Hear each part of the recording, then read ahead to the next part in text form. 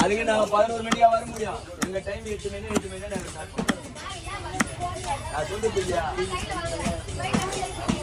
அது கரெக்டா நான் சொல்லுவேன். நீ 5 மணி வரையும் 6 மணி நாங்கள் வரும்போது 8 மணி தான் வருவோம். அது நான் என்ன பண்ண முடியும்?